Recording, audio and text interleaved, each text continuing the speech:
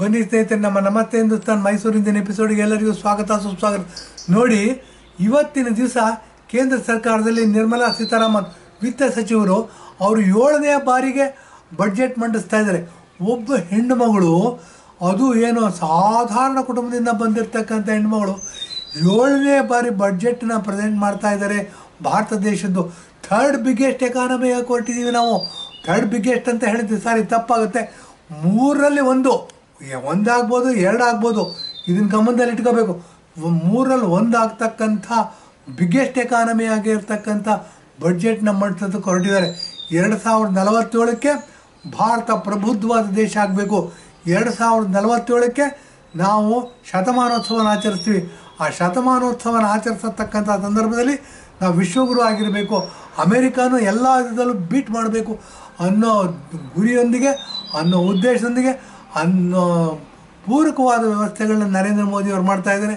ದೊಡ್ಡ ನಮಸ್ಕಾರ. ನಮಸ್ತೆ ಹಿಂದೂಸ್ತಾನ್ ಉದಯ್ ಮತ್ತು ನಮಸ್ತೆ ಹಿಂದೂಸ್ತಾನ್ ಮೈಸೂರಿನಿಂದ ದೊಡ್ಡ ನಮಸ್ಕಾರ. ಬನ್ನಿ, ಇದಕ್ಕೆ ಪೂರಕವಾಗಿ ಮಾತಾಡಬೇಕು. ಇವತ್ತು ಪೂರಕವಾಗಿ ಮಾತಾಡಬೇಕು ಅಂತಂದರೆ ಇಂಟರ್ನ್ಯಾಷನಲ್ ಮಾನಿಟರಿ ಫಂಡ್ ಅಂತಂದ್ಬಿಟ್ಟು ಏನು ಅಂತಂದರೆ ಎಲ್ಲ ದೇಶದ ಹಣಕಾಸಿನ ನಿರ್ವಹಣೆ ಬಗ್ಗೆ ಕಾವಲು ಕಾಯ್ತಕ್ಕಂಥ ಒಂದು ವ್ಯವಸ್ಥೆ ಇದೆ. ಅದನ್ನು ಇಂಟರ್ನ್ಯಾಷನಲ್ ಮಾನಿಟರಿ ಫಂಡ್ ಅಂತ ಕರೀತಾರೆ.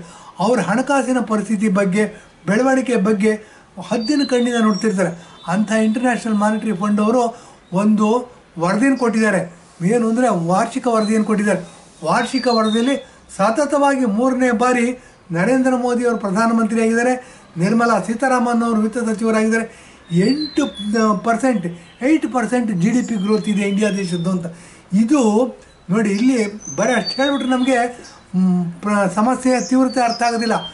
8% GDP ಗ್ರೋತ್ ಇದೆ ಅಂತಂದರೆ ನಮ್ಮ ರಾಹುಲ್ ಗಾಂಧಿ ಪಪ್ಪು ಅವರು ಅಥವಾ ಅವ್ರ ಟೋಲಿನಲ್ಲಿ ಕೂತಿರ್ತಕ್ಕಂಥ ಸಮಾಜವಾದಿ ಪಕ್ಷ, RJD ಪಕ್ಷ, DMK ಪಕ್ಷ, ಇನ್ನಿತರ ಅನೇಕ ಪಕ್ಷಗಳು, ನ್ಯಾಷನಲ್ ಕಾನ್ಫರೆನ್ಸು, ಫಾರೂಕ್ ಅಬ್ದುಲ್ಲಾ ಅಂತ ಜಮ್ಮು ಕಾಶ್ಮೀರದಲ್ಲಿ ತಾನೇ ಪ್ರಧಾನಮಂತ್ರಿ ನಿಂತ್ಕೊಂಡು ಮಿಂಡು ಮೆರೀತಾಯಿದ್ರು.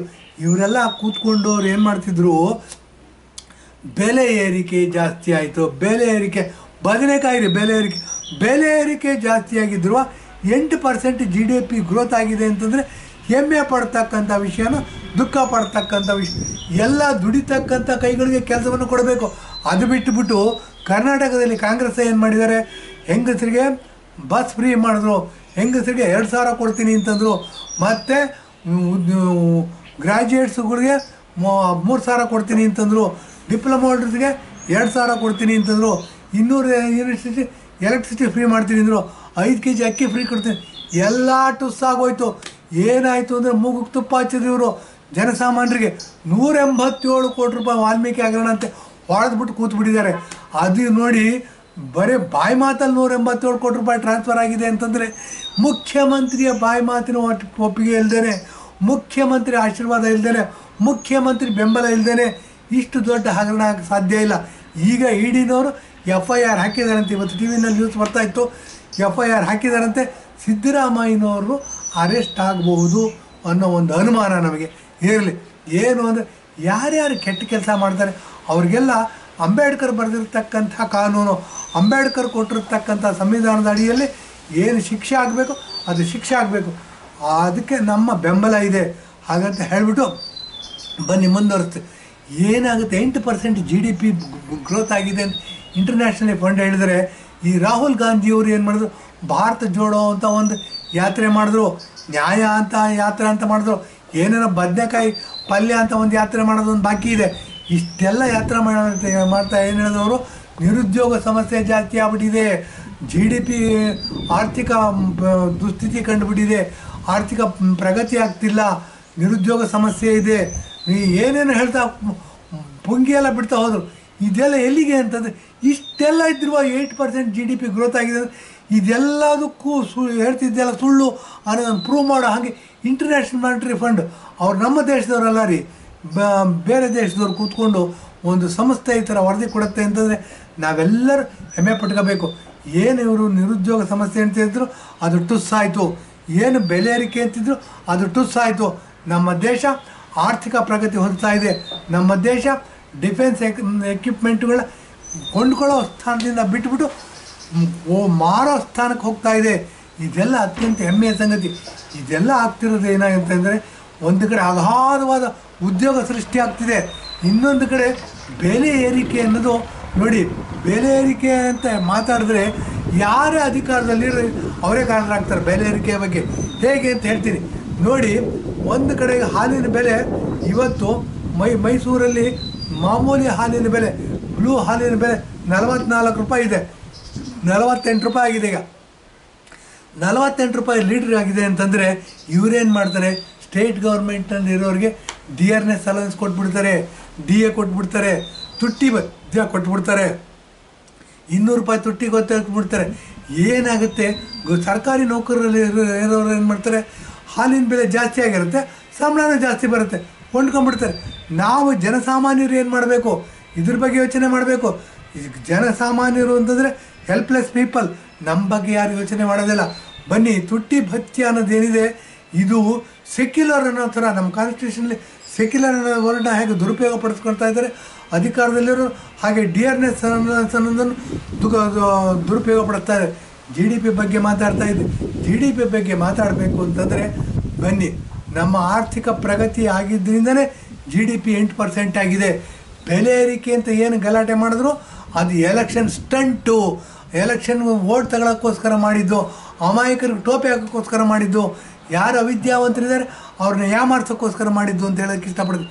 ಇದಲ್ಲದೆ ಬೆಲೆ ಏರಿಕೆ ಅಂತ ಬೊಬ್ಬೆ ಇಟ್ಟರು, ಏನು ಎಲೆಕ್ಷನ್ ಆಗೋಯ್ತು, ಹಾಗಾದರೆ ಎಲ್ಲ ಸರಿ ಹೋಗ್ತಾ? ಕಾಂಗ್ರೆಸ್ನವ್ರು ಕೇಳ್ತಕ್ಕಂಥ ಪ್ರಶ್ನೆ ಇದು. ಸ್ವಾಮಿ ಎಲೆಕ್ಷನ್ ಆಗೋಯ್ತು, ಇದ್ರ ಬಗ್ಗೆ ಮಾತಾಡ್ತಾನೆ ಇಲ್ವಲ್ಲ ನೀವು? ಬೆಲೆ ಏರಿಕೆ ಬಗ್ಗೆ ಮಾತಾಡ್ತಿಲ್ಲ, ನಿರುದ್ಯೋಗ ಸಮಸ್ಯೆ ಬಗ್ಗೆ ಮಾತಾಡ್ತಿಲ್ಲ, ಎಲ್ಲ ಸತ್ತೋಯ್ತಾ ಸ್ವಾಮಿ, ಭಾರತ ಸುಭಿಕ್ಷೆ ಆಗ್ಬಿಟ್ಟಿದೆಯಾ? ಇದ್ರ ಬಗ್ಗೆ ಮಾತಾಡಬೇಕು ರೀ. ಅದು ಬಿಟ್ಟುಬಿಟ್ಟು ಏನೋ ಪುಂಗಿ ಊದ್ಕೊಂಡು 5 ವರ್ಷ ಎಲೆಕ್ಷನ್ ಮೋದಿಯವರ ಆಡಳಿತ ನಡೀಲಿ ಅಂತ ಅಧಿಕಾರ ಮಾಡೋಕ್ಕೆ ಅವಕಾಶ ಕೊಟ್ಟಿದ್ದರೆ ಪಾರ್ಲಿಮೆಂಟಲ್ಲಿ ಗಲಾಟೆ ಮಾಡ್ತೀರ ನೀವು? ಅವ್ರ ದೇಶದ 140 ಕೋಟಿ ಜನ ಉತ್ತರ ಹೇಳಬೇಕಾದವರು ಪಾರ್ಲಿಮೆಂಟಲ್ಲಿ ಕೂತ್ಕೊಂಡು ಎಲ್ಲೋ 40 ಜನಕ್ಕೆ ಉತ್ತರ ಹೇಳಬೇಕಾದವರಲ್ಲ. ಯಾವುದೋ 2 ರಾಜಕೀಯ ತಿಂದು ಪುಂಡು ಪೋಗರಿಗಳಾಗಿರ್ತಕ್ಕಂಥ ರಾಜಕೀಯ ಪಕ್ಷಗಳಿಗೆ ಉತ್ತರ ಹೇಳಬೇಕಾಗಿಲ್ಲ. ಅವ್ರ ಜವಾಬ್ದಾರಿ ಇರೋದು 140 ಕೋಟಿ ಜನಕ್ಕೆ ಉತ್ತರ ಹೇಳ್ತಕ್ಕಂಥ ಜವಾಬ್ದಾರಿ. ಮತ್ತು 140 ಕೋಟಿ ಜನಕ್ಕೆ ಸುಭಿಕ್ಷವಾಗಿ ಇರೋ ಹಂಗೆ ನೋಡ್ಕೋಬೇಕಾಗಿರೋದು ಅವ್ರ ಜವಾಬ್ದಾರಿ. 140 ಕೋಟಿ ಜನ ಸುರಕ್ಷಿತವಾಗಿರೋ ಹಂಗೆ ನೋಡ್ಕೋಬೇಕಾಗಿದ್ದು ನರೇಂದ್ರ ಮೋದಿ ಅವ್ರ ಜವಾಬ್ದಾರಿ. ನರೇಂದ್ರ ಮೋದಿ ಪಾರ್ಲಿಮೆಂಟಲ್ಲಿ ಕೂತ್ಕೊಂಡು ಕಾಂಗ್ರೆಸ್ಸಿಗೆ ಜವಾಬ್ದಾರಲ್ಲ ಮತ್ತು ವಿರೋಧ ಪಕ್ಷಗಳಿಗೆ ಜವಾಬ್ದಾರಲ್ಲ. ಅವ್ರ ಜವಾಬ್ದಾರಿ ಏನಿದೆ 140 ಕೋಟಿ ಜನಕ್ಕೆ ಮತ್ತು ಇಡೀ ಇಂಡಿಯಾ ದೇಶದ ಜನಕ್ಕೆ. ಇದು ಒಂದು ಗಮನದಲ್ಲಿ ಇಟ್ಕೋಬೇಕು. ಇದಲ್ಲದೆ ಮತ್ತು 140 ಕೋಟಿ ಜನಕ್ಕೂ ಅವ್ರು ಪ್ರಧಾನಮಂತ್ರಿ. BJP ಪ್ರಧಾನಮಂತ್ರಿ ಅಲ್ಲ ಅವರು. ಕಾಂಗ್ರೆಸ್ನವ್ರು ಏನು ಬೊಬ್ಬೆ ಹೊಡಿತಿದ್ದಾರೆ, ಇವರು ಅಧಿಕಾರದಲ್ಲಿ ನಮ್ಮಷ್ಟು ಅನುಭವ ಇಲ್ಲ ಅಂತಾರೆ. ಅದ್ಯಾರೋ ಹ್ಯೂಮ್ಸ್ ಅಂತ 1885ನೇ ಇಸ್ವಿನಲ್ಲಿ ಕಾಂಗ್ರೆಸ್ನ ಸ್ಥಾಪನೆ ಮಾಡಿಬಿಟ್ಟಂತೆ. ಸ್ಥಾಪನೆ ಮಾಡಿದಾಗಲೇ ಪುಣ್ಯಾತ್ಮ ಹೇಳಿದ್ದ, ಕಾಂಗ್ರೆಸ್ ಇರೋದು ಸ್ವಾತಂತ್ರ್ಯ ಪಡ್ಕೊಳ್ಳೋಕ್ಕೋಸ್ಕರ. ಸ್ವಾತಂತ್ರ್ಯ ಪಡ್ಕೊಂಡ ತಕ್ಷಣ ಕಾಂಗ್ರೆಸ್ ವಿಸರ್ಜನೆ ಮಾಡದೆ ಇರ್ತಕ್ಕಂಥ ಒಂದು ಪಾಪದ ಕೆಲಸ ಕಾಂಗ್ರೆಸ್ನವ್ರು ಏನು ಅಂತಂದರೆ ಕಾಂಗ್ರೆಸ್ಸಿನ ವಿಸರ್ಜನೆ ಮಾಡಿಲ್ಲ. ವಿಸರ್ಜನೆ ಮಾಡಿ ನೋಡಿ, ಮೊದಲ ಅಖಿಲೇಶ್ ಯಾದವ್ ಇದ್ದಾರೆ, ಅದ್ಯಾರೋ ಲಲ್ಲೂ ಪ್ರಸಾದ್ ಯಾದವ್ ಮಕ್ಕಳಿದ್ದಾರೆ, ತೇಜಸ್ವಿ ಯಾದವ್ ಅಂತೆ, ಇಲ್ಲಾರು MK ಸ್ಟಾಲಿನ್ ಅಂತಿದ್ದಾರೆ. ನಮ್ಮ 140 ಕೋಟಿ ಜನದಲ್ಲಿ ಬೇಕಾದಷ್ಟು ಜನ ಲೀಡರ್ಸ್ಗಳು ಉಟ್ಕೊಂಡಿದ್ದಾರೆ. ಇದು ಸೂಕ್ತವಾದ ಸಮಯ. 3ನೇ ಸರಿ ಸೋತಿದ್ದೀರಾ. ಏನಾದರೂ ಮಾನ ಮರ್ಯಾದೆ ಇದ್ದರೆ, ಏನಾದರೂ ಕಾಂಗ್ರೆಸ್ಸಿನ ಸಂಸ್ಥಾಪಕ ನಿಮ್ಮ ತಂದೆ ಹೇಳಿದ ಜ್ಞಾಪಕ ಏನಾದರೂ ನಿಮಗೆ ಋಣ ಇದ್ದರೆ, ನಿಮಗೇನಾದರೂ ನಂಬಿಕೆ ಇದ್ದರೆ ಕಾಂಗ್ರೆಸ್ಸನ್ನು ವಿಸರ್ಜನೆ ಮಾಡಬೇಕು. ಮತ್ತು 8% GDP ಗ್ರೋತ್ ತೋರ್ತಾ ಇದ್ದಾರೆ. ಇವತ್ತು ಬಜೆಟ್ ಮಂಡನೆ ಆಗ್ತಾಯಿದೆ. ಬನ್ನಿ, ಬೆಲೆ ಏರಿಕೆ ಅನ್ನೋದು ಶುದ್ಧ ಸುಳ್ಳು. ಬೆಲೆ ಏರಿಕೆ ಯೂನಿವರ್ಸಲ್ ಪ್ರಾಬ್ಲಮ್, ಅದು ಬರೀ ಇಂಡಿಯಾಕ್ಕೆ ಸೀಮಿತವಾದ್ದಲ್ಲ. ಮತ್ತು ನಿರುದ್ಯೋಗ ಸಮಸ್ಯೆ ಅಂತ ಏನು ಹೇಳ್ತಿದ್ದೀರಾ, ನಿರುದ್ಯೋಗ ಸಮಸ್ಯೆ ಯಾರೇ ಅಧಿಕಾರದಲ್ಲಿರಲಿ, ಯಾರೇ ಮುಖ್ಯಮಂತ್ರಿ ಆಗಲಿ, ದುಡಿಯೋ ಕೈಗಳಿಗೆ ಉದ್ಯೋಗವನ್ನು ಸೃಷ್ಟಿ ಮಾಡಿಕೊಡ್ಬೇಕಾದಂಥ ಬಹುದೊಡ್ಡ ಜವಾಬ್ದಾರಿ ನಿಮ್ಮ ಮೇಲಿದೆ. ಅದು ಬಿಟ್ಟುಬಿಟ್ಟು ಕೋಳಿ ಫ್ರೀ ಕೊಟ್ಟೆ, ಮೊಟ್ಟೆ ಫ್ರೀ ಕೊಟ್ಟೆ, ಚಿಕ್ಕಿ ಫ್ರೀ ಕೊಟ್ಟೆ ಅಂತ ಹೇಳ್ಕೊಂಡು, ಯುವ ನಿಧಿ ಫ್ರೀ ಕೊಟ್ಟೆ, ಹೆಂಗಸರಿಗೆ 2,000 ಕೊಟ್ಟೆ, 200 ಎಲೆಕ್ಟ್ರಿಸಿಟಿ ವಿದ್ಯುತ್ ಫ್ರೀ ಮಾಡಿದೆ, 5 kg ಅಕ್ಕಿ ಫ್ರೀ ಕೊಟ್ಟೆ ಅಂತ ಅಂದ್ಬಿಟ್ಟು ಬೊಬ್ಬೆ ಹೊಡಿತಿರಲ್ಲ. ನಿಮಗೆ ಜನ ಸ್ವಾಭಿಮಾನಿಗಳು, ಸ್ವಾವಲಂಬಿಗಳು, ಕರ್ನಾಟಕದ ಜನ ತೋರಿಸ್ಕೊಟ್ಟಿದ್ದಾರೆ. ನಿಮ್ಮ ಕಾಲ ಆಗೋಗ್ಬಿಟ್ಟಿದೆ. ಇನ್ನೇನಿದ್ರು ಇನ್ನು 100-150 ವರ್ಷಗಳ ಕಾಲ BJP ಆಡಳಿತ ನಡೆಸುತ್ತೆ. ದೇಶಭಕ್ತರ ಆಡಳಿತ ನಡೆಸ್ತಾರೆ. ಆ ಕಾಲ ಬಂದು ಹೋಗ್ಬಿಟ್ಟಿದೆ ನೋಡಿ. ಕೃಷ್ಣದೇವರಾಯನ ಕಾಲ ಇತ್ತಂತೆ, ಮುತ್ತು ರತ್ನಗಳನ್ನು ರಸ್ತೆಯಲ್ಲಿ ಹಾಕ್ಕೊಂಡು ಮಾಡ್ತಿದ್ರಂತೆ ಅಂತ ಕೇಳ್ತೀವಿ. ಹಾಗೆ ಕಾಂಗ್ರೆಸ್ಸು 60-70 ವರ್ಷಗಳ ಕಾಲ ದೇಶನ ಹಾಳು ಮಾಡಿಬಿಟ್ಬಿಟ್ಟಿದೆ. ಇವ್ರ ಕಾಲ ಆಗೋಗಿದೆ. ಈಗೇನು ಸ್ವರ್ಣಯುಗ ಪ್ರಾರಂಭವಾಗಿದೆ. ನರೇಂದ್ರ ಮೋದಿಯವರು 3ನೇ ಬಾರಿಗೆ ಪ್ರಧಾನಮಂತ್ರಿಯಾಗಿ ಪ್ರಮಾಣ ವಚನ ತಗೊಂಡು ಇವತ್ತು ಬಡ್ಜೆಟ್ನ ಕೊಡ್ತಾ ಇದ್ದಾರೆ. ಇಂಥ ಸುವರ್ಣಯುಗ ಪ್ರಾರಂಭವಾಗಿದೆ. ಇದೆಲ್ಲ ನಾವು ಹೆಮ್ಮೆ ಪಡಬೇಕಾದಂಥ ವಿಷಯ. ಇದಕ್ಕೆ ಪೂರಕವಾಗಿ GDP 8% ಅಂತ ಇಂಟರ್ನ್ಯಾಷನಲ್ ಮಾನಿಟರಿ ಫಂಡ್ ಹೇಳ್ತಿರೋದು ಭಾಳ ಸಂತೋಷದ ವಿಷಯ ಅಂತೇಳಿ ಇಂದಿನ ಎಪಿಸೋಡ್ ಮುಗಿಸ್ತಾ ಇದ್ದೀನಿ. ಧನ್ಯವಾದ, ನಮಸ್ಕಾರ.